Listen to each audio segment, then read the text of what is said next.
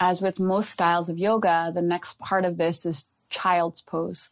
So what we're going to do from here is Alejandro is going to come into the pose for me. So he's going to move his blocks over to the side, and his head will be facing me, and he'll bring his knees out to the sides, bring his hips to heels, and take the arms out in front, and then bring the forehead down towards the ground. Now, again, if you're dealing with any kind of knee sensitivity or knee injury, you can always put those blocks underneath your bum like we just did in that variation of hero pose. Or you can always put a bolster in between your thighs and your calves. That gives your knees a whole lot more space.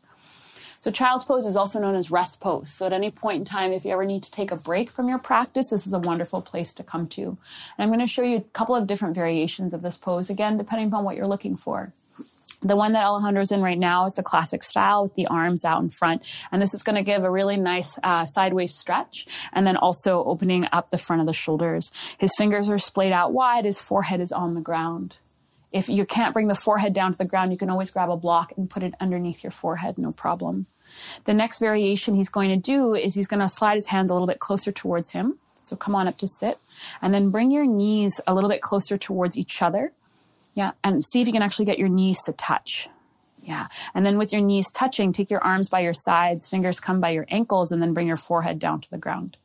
So this is a variation of child's pose that we would call fetal pose. And his arms are out to the sides, and what this does is it'll open up the shoulders, and sometimes it's a little bit easier for the arms right off the bat.